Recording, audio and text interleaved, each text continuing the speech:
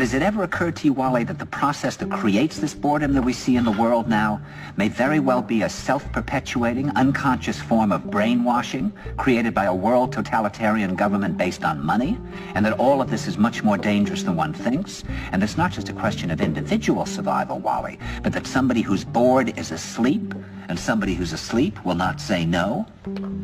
See, I keep meeting these people. I mean, just a few days ago, I met this man whom I greatly admire. He's a Swedish physicist, Gustav Bjornstrand, and he told me that he no longer watches television, he doesn't read newspapers, and he doesn't read magazines.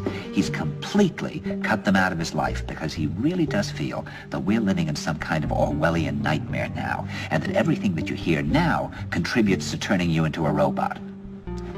When I was at Findhorn, I met this extraordinary English tree expert who had devoted his life to saving trees. Just got back from Washington, lobbying to save the redwoods. He's 84 years old. He always travels with a backpack because he never knows where he's going to be tomorrow. And when I met him at Findhorn, he said to me, "Where are you from?" And I said, "New York." He said, "New York, yes, that's a very interesting place. Do you know a lot of New Yorkers who keep talking about the fact that they want to leave but never do?" And I said, "Oh, yes." And he said, "Why do you think they don't leave?"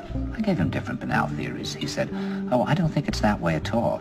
He said, "I think that New York is the new model for the new concentration camp, where the camp has been built by the inmates themselves, and the inmates are the guards, and they have this pride in this thing they've built. They've built their own prison, and so they exist in a state of schizophrenia where they are both guards and prisoners, and as a result they no longer have, having been lobotomized, the capacity to leave the prison they've made or to even see it as a prison." And then he went into his pocket and he took out a seed for a tree and he said, "This is a pine tree." He put it in my hand and he said, "Escape before it's too late."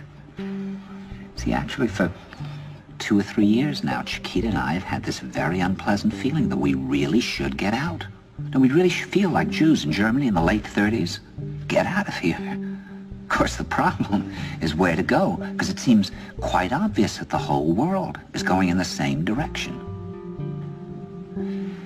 See, I think it's quite possible that the 1960s represented the last burst of the human being before he was extinguished, and that this is the beginning of the rest of the future now, that from now on there'll simply be all these robots walking around, feeling nothing, thinking nothing, and there'll be nobody left